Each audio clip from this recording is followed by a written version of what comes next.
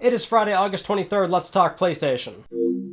So there's no doubt about it, this was a very busy week. There's a lot going on. We have a lot to go over. But first, as always, that PS Plus reminder. So for the month of August 2019, it is Wipeout the Omega Collection and Sniper Elite 4. You have a week left and a few days to grab these games or add them to your library before they go away. And keep in mind, towards the end of August is when Sony will actually announce those September games, so you got a little bit of time left. Now, our first news story, we're going to jump into this immediately because it's just so fascinating, but a few days ago, these images leaked out online, and this is apparently the PlayStation 5 dev kit. Now, you may be looking at these images and thinking, well, this looks rather weird, a little bit polarizing, and that's true. That's usually how it's supposed to go. Before a console generation actually starts, dev kits look very weird looking. They're not meant to look like the final box because the final console design is not finalized, the thing that you'd actually buy at retail. So we get these always weird shaped, basically PCs in a customized shell with the targeted console specs, and this is what developers will use to make their first run of games on PlayStation 5. And yeah, if you do look at it, it looks very odd.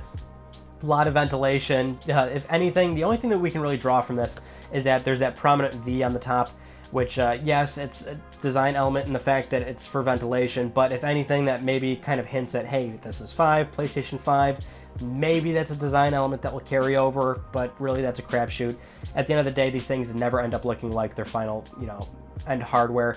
And, if you even look at it right now, I mean, it looks very much so like the PS4 dev kit that we saw in mid to late 2012.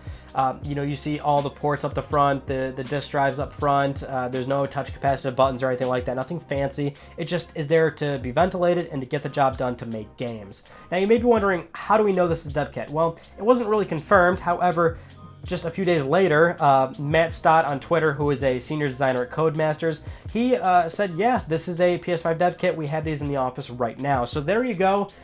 Doesn't really get much more truthful than that. We still don't have an image of the actual dev kit. I remember back when we talked about this for the PS4, 5+ years ago, we actually had a real leaked image of what the dev kit looked like. So these are, of course, just renderings. But at the very least, we have a cool little concept image of what they do look like. And they are, I will say, it seems really odd that it's this overly designed, but keep in mind, we don't know, how small Sony's aiming to have this box actually be when it comes to retail. So maybe they are testing just how much ventilation they actually need to make sure that this thing runs cool, because based on the specs that we've heard, granted we don't have clock speeds, but based on the specs we've heard, this thing does need to be cooled substantially. Now moving on, I'll try to go through this one somewhat quickly because I already did a separate video on it because it's breaking news, but if you did not see, Sony Interactive Entertainment has officially announced that they have acquired Insomniac Games after a 20+ year working relationship with the developer and 20+ years of Insomniac saying, no, we don't want to be acquired, we want to stay independent, but now is the right time. Sony has officially tied the knot and Insomniac Games joins Sony's worldwide studios. This is very big news. We already did a video on it, like I mentioned, so if you didn't see, it's very easy. Just go to the channel's front page. You can't miss it. It's the upload right before this one, and that's where we do a deeper dive into the topic about, what it means, the significance of it, and there's a Q&A in there, so like I said, go check that out. However, on the heels of this announcement, a few other things did come out about Sony's stance on the deal and why they did it. So SIE President and CEO of America, Sean Layden, did have this to say. He said, we like what they've been doing in the Spider-Man franchise, and things like Ratchet and Clank are certainly vital series in the present and future. That's what we're concentrating on. And so I think a big part of this deal was definitely Spider-Man. The game did so well, so it just made a whole lot of sense, I think, for not only Sony but Insomniac to finally, come ahead and do this. However, it's good to hear that Ratchet and Clank is still very important to PlayStation. If you didn't think that already, I mean, that's Sean kind of re-solidifying it, which is good to hear. That 2016 Ratchet and Clank did well. We haven't heard much about Ratchet lately. Obviously, Insomniac was busy with Spider-Man, but, they could have a smaller team starting the early process for the next game or something. So it's good to hear that Sean is still saying you can expect more Ratchet. That's kind of the more indirect thing that I took from that, and I think most people took from that. The other thing is that Spider-Man, the sales of the game has been confirmed to be at 13.2 million copies, which is incredible because this is an exclusive, mind you. So it's always very impressive to see any game reach 10 million units, but to do it on one platform is where you're really in a crazy territory of a good attach rate for the console, and, well, the game's just selling very well. So that's why, once again, this deal made a whole lot of sense. Now, we're not going to let this elephant in the room sit here. We will talk about the Spider-Man stuff later in terms of what Sony's been doing with Disney and whatnot, but first we have to cover some of the Gamescom stuff.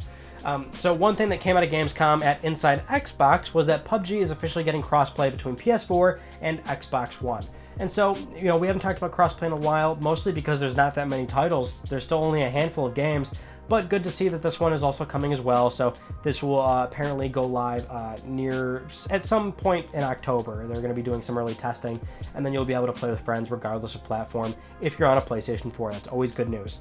The other thing was Erica, this full motion, you know, video game that we heard about a while ago. It was like a thriller announced, I believe, during the 2017 Paris Games Week, and this was a PS4 exclusive, announced as a PlayLink title. Well, it has officially come out right during that opening night live with Jeff Keighley, so the game kind of stealthily got a trailer and then just said, hey, it's available now. It's up on the store for $10, so if you're into that, go check it out. I don't think they're really doing much heavy PlayLink stuff anymore. I think they're finally done with that, which I called that a mile away, let me just say. Like, dude, nobody cares about PlayLink. Just another one of those really weird Sony initiatives. Now, let's get to Death Stranding, because we got some footage at, well, obviously we got some footage. Now, we didn't get anything like Last of Us Part 2 or Ghost of Tsushima like I was hoping for. That was far-reaching anyway, but the Death Stranding stuff is pretty cool. We got some new characters that we got to see. Well, we got a closer look at them. And we got some interesting gameplay. It was uncut, so it was like 5-6 minutes of no cuts. We got to see Norman Reedus P, which was pretty unsettling, but also pretty fascinating at the same time. We saw Jeff Keighley now has a cameo. They were talking about how there's a lot of cameos in the game. But, you know, this footage came out, and I think a lot of people were starting to really demand a little bit more out of Death Stranding. You know, a lot of the footage has always been interesting. It's really intrigued a lot of us, even though we don't know what's going on. That's why we like a lot of Kojima's games. We love how abstract it is. We like how there's this deeper meaning to it. But I think we're getting to a point now, and we are, where a lot of gamers are starting to demand a little bit more out of the game, and we're just seeing a lot of walking and not much else. So the thing out of that is that, well, during the show, there's apparently another trailer going around, and we don't have the footage just yet as they film this, but this trailer is called The Briefing, and this actually gives us a better idea of what we'll be doing in Death Stranding. So we actually have a synopsis that is perhaps the most clear synopsis of the game so far. So I'm going to read this directly from Games Radar. This is written by Josh West, who gives a pretty good idea of what we'll be doing here. So he says, "And so you will walk. You will retrace the steps of Amelie, daughter of the President of the United States of America, who embarked on her own east-to-west journey with the convoy sometime before the game kicks into gear. She did this in an attempt to establish a network of communication relays across the country, a network that could deliver a message of unity from her mother, Bridget, who also happens to be on death's door. That message is that every problem in the world needn't be solved by force. Instead, it is hope that can bring us all together. This is necessary after Central Knot City was destroyed in a terrorist attack through the use of irresponsible void-outs, the act of coming back from the other side, from the game's central antagonist. This has pushed pockets of civilization to disconnect themselves from the government and from each other in fear, choosing to instead go it alone in the wildlands. Connect the country up to the communications network to see if you can rescue Amelie from the Homo Daemons and their leader, Higgs, the man in the golden mask, that's the dude played by Troy Baker, and spread the message of a dying president to halt the otherwise irreversible fracture of society. There's your story in Death Stranding. It's no more confusing than that. It's the drive to get you moving through the world and the core tenet to the gameplay." That very much is so far the clearest understanding we have of the game so far, but keep in mind there was footage where we did see a decent amount of combat. There was weaponry, you know, it's not just walking and walking and walking. However, it seems like a lot are implying now that, well, walking is a very big portion of it. But keep in mind, we still don't know how the multiplayer really works. I mean, we have inklings in terms of when you pee and mushrooms grow. I mean, that's cool and whatnot, that you might see that from other players, but there's apparently a lot more to it. So there's still tons that Kojima isn't telling us. It's one of those games where I think at this point, if you're not feeling it, then you're just not feeling it. This game may not be for you. That's what I've been kind of fearing with Death Stranding for the past few videos now, which is that I think people are just really, they want a little more give out of it, and I think for those people, they might not really enjoy the end game and what it turns out to be. But for those that are still, you know, really into what they're seeing, I think they're going to really enjoy what Kojima's laying down. But that all remains to be seen. Now, another thing about Death Stranding is that the exclusivity was once again brought into question. This picture over on Kojima's Twitter clearly shows in the background some banner artwork for Death Stranding, and apparently it's all over the convention center, but the PS4 exclusive imagery is now back up there. So if you're keeping score here, the game was on Sony's website as an exclusive, then taken down. The box art came out, didn't have the imagery. Early on, before this game was even announced, it was announced as a joint collaborative experience of being on PS4 first, then coming to PC at a later date. Sony won't say anything, Kojima won't say anything about, you know, the exclusivity of the game, which I mean, let's keep in mind real quick, when they don't talk about it, when they say no comment, that implies that yes, the deal is still in place for the game to come to another platform at some point. Let's remember that this is the same man back in 2008 vehemently said time and time again, MGS4 is a PS3 exclusive. If you want to buy the game, you have to buy a PS3. There's no other way around that kind of direct answer towards a game's exclusivity, right? And that was Kojima. So we are now here on PS4 with another project of his. Things change, of course. The deal could be entirely different. They could be approaching the game in a much different manner when it comes to PR. But keep in mind, if you don't have the manufacturer flat out saying it's exclusive, when you don't have the game creator saying it's an exclusive, I mean, let's just sit here and say that the game more than likely is still coming to PC. I know some people are triggered by that, but it's probably going to happen. At the end of the day, only time will tell, and it wouldn't surprise me at all if Sony decided, you know what, forget the deal, let's just stick the game exclusively to PlayStation 4, and they worked up something with Kojima or something. Wouldn't surprise me. But as it stands right now, and still from what we've seen so far, my stance hasn't changed. This game more than likely is still coming to another platform, which would be PC. Now, while we're on this topic, this is also a good segue into our next news story, which is about, well, Sony's being pretty forward now that some games will indeed go multi-platform coming out of PlayStation's worldwide studios. So during an interview with Bloomberg, SIE America President and CEO and the boss of Worldwide Studios, Shawn Layden, had this to say. We must support the PlayStation platform, that is non-negotiable. That said, you will see in the future some titles coming out of my collection of studios which may need to lean into a wider installed base. I actually really enjoy how honest Shawn is being with that quote because at the very least I kind of know what it means, which is that he's referring to games in the suite of Worldwide Studios which just they need to do a little bit more and they can't do enough on PlayStation. Do you know what I mean? Like, he's clearly not referring to the big budget games that we can expect out of PlayStation, right? He's not talking about The Last of Us, the next God of War, the next Horizon, the next Killzone. He's not talking about those games. What he is possibly referring to are games that you would see maybe out of Sony London studio, out of Sony Japan studio, something that Pixel Opus puts out, which is Concrete Genie. Now look, Concrete Genie looks great, looks very cool, a very interesting game that I think a lot of people will really enjoy. However, it doesn't take a rocket scientist to tell you that that game's probably not going to move a whole lot of units. And this is looking at the history of what the company's been doing. We've been, gosh, I mean, I feel like this topic comes up every week now, which is that, you know, Sony's been experimenting pretty heavy with PC releases. The Quantic Dream games are their first real dip into letting go of a major franchise into the PC realm, and that's not a problem. But this isn't foreign territory for Sony now. And to me, that's exactly what he's talking about, which is that you have some of these games coming out of Sony's Worldwide Studios that they're very cool games, but they're not these big blockbuster hits, right? These are games that sometimes come out at a budget $30, a budget $40. Hell, I will go as far to say that Dreams would even make a whole lot of sense coming out of PC. The thing is, he's definitely not talking about doing Xbox releases. I would imagine that Nintendo Switch is also definitely out of the equation. PC is always this impartial platform where it's just straight up software sales. You know, it's not necessarily just letting go of your software onto straight competitor platforms. That's why Microsoft and Sony see PC and even mobile as this landscape of like, it's an impartial platform where you can sometimes garner more people to come over to your hardware.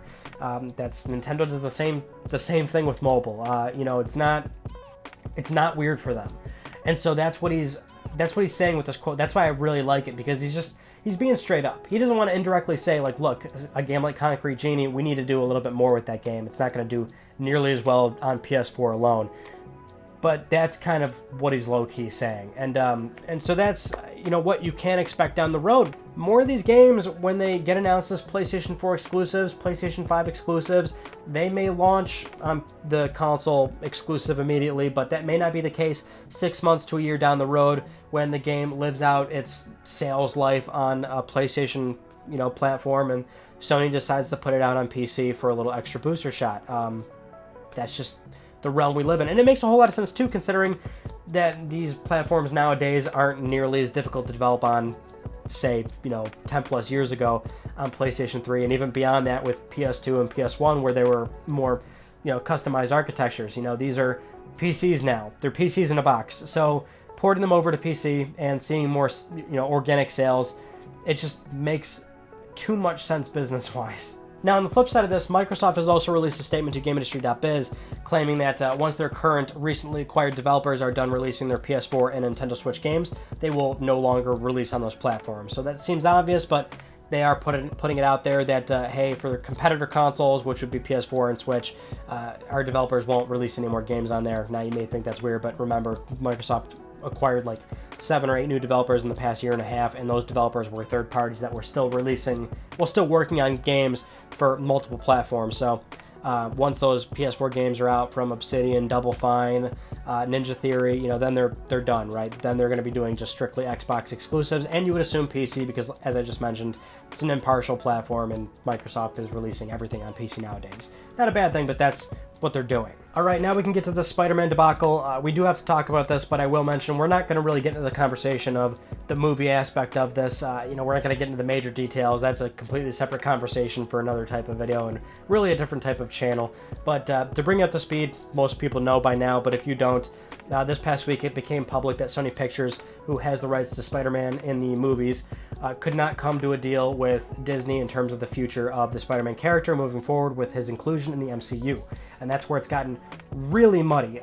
It's revenue splits, financing splits and whatnot, this and that, back and forth. Again, different conversation. We're not going to really be talking about the finer details of that. However, what does this mean for the games? Because, well, that's the thing, is that this is very odd timing. This came out right after Insomniac was purchased by Sony. Spider-Man sold 13 million copies. And the thing about the games is that, well, that was a joint effort between Sony, Marvel, and Insomniac. Marvel does have the say with the games. In fact, they're the rights holder in this scenario. So this is a little bit more complicated in that Marvel Game Studios can do what they want with the Spider-Man character in video games. So let's really understand what can and can't happen right now, because I'm seeing a lot of people get this confused and a little bit muddy. When it comes to Spider-Man right now on PlayStation 4, the current game that's out, that's not going anywhere. It's staying directly on PlayStation 4. The game's done, shipped. I mean, the contract's in place. It's an exclusive published by Sony Interactive Entertainment. The sequel to the game, which no doubt is more than likely already in development, that deal is more than likely already pretty sealed in concrete. The game is going to come out on PlayStation 4 or 5, likely PlayStation 5 exclusively because the game is still early in development. But, considering how well the first game did, I mean, it was probably on a long-term contract that was conditional on how well the first game did. These kind of things have so many moving parts that have already well been in place, right? And so the sequel to the game, probably fine, probably going to come out by Insomniac Games on PlayStation 5, no problem. The long-term future, assuming something really doesn't get worked out between Sony and Disney, that's where you very could well see something happen, because Marvel Game Studios, their parent company, is Disney, right? So if Disney really wanted to be cutthroat and really do something and really intervene, they very well could. And now, will they? I mean, that's the thing. Probably not. These are two completely separate entities, really, when it comes to, this type of business, right? I mean, the movie business and then the games business, they're pretty segregated. There's not that much crossover there. You'd be surprised when you think, oh, well, it's still Sony. Why doesn't Sony Pictures work more closely with Sony Interactive Entertainment? I mean, it really just doesn't happen like you think it does. A lot of the guys at Sony Pictures don't know a clue about games. It's the same deal with Disney execs and Marvel Game Studios, of all things, right? Now, I mean, like I said, if Disney really wanted to do something, I think they certainly could long-term, well after Spider-Man 2 ships. And that's even assuming that nothing gets figured out, right? There's still negotiations going on. Disney could accept, Sony could accept. So who knows? This is one of those conversations where we can't say much of anything until something actually happens. But that's the thing, is that with the right holders of Spider-Man with the game, deal's already in place for the first game and likely the second game. So right now, nothing's going to change. However, it very well could if nothing gets resolved. You know what I mean? But for now, that's where we're going to leave this conversation. Now, we've also got an update on the Uncharted movie, and once again, we've lost another director. So Deadline is reporting that Dan Trachtenberg, who we got like a year ago or 6 months ago, he got attached to the project recently. He was the latest director, but he's out now. So as it stands right now, apparently Sony is still searching for another director. They're frantically looking around, I guess. Script's still there. Tom Holland's still there to play young Nathan Drake. The movie's supposed to begin production in early 2020. Not looking good. Now, this news story is a bit old. This was last Saturday, I believe, but still pretty interesting, which is that Twitter user Dizzy Zitty noticed that there's a cap on PlayStation Plus cloud storage. Not 100 gigabytes, but rather 1,000 save files. So one or the other, whichever comes first, that's your cap, which is really odd because 1,000 save files, well, it may sound like a lot. I mean, save files they're not large. I mean, they're what, 5, 10 megabytes at the most. Sometimes they get up to 30, 50, sometimes 100, depending on how weird the game wants to optimize the save files. But even in real, like really weird, odd circumstances like that, I mean, it would take a lot to actually hit that 100 gigabytes. So pretty much everybody's always going to hit the 1,000 first before they hit the 100. Seems a bit weird. Some sort of arbitrary number that I would assume Sony engineers threw up there, but I don't know, man. That's really odd. But 1,000 save files is still a lot if it took this long for this information to become public or well known. So watch your save files, everybody. But anyway, with all that said, let's get to Let's Talk Plus, the weekly Let's Talk PlayStation giveaway. One of you can win a $10 PSN code. I'd like to congratulate Gareth Nelson. You have won this week's code. I'll be contacting you very soon via email or Twitter. If you would like to win a $10 PSN code, it is so simple. Follow that link down below to the Gleam website. Supporting this channel, a number of ways can gain you an entry, and the winner will be announced next week. Let me pay for your games. Those are all the news stories I want to talk about with you guys from this past week. So I'm really glad that you all enjoyed Monday's video, which was me and my best friend Terrell opening up some games. So as a challenge, I gave him $100 like a month ago. I said, here, buy me some games off eBay. This will be a fun video. Let's see how you do. We unboxed them together. A lot of you really like Terrell. He did say phenomenal many times. It's kind of one of his little quirks. That's what makes him so lovable. But thank you so much for being so kind to him. Because he wasn't really comfortable being on camera, understandably.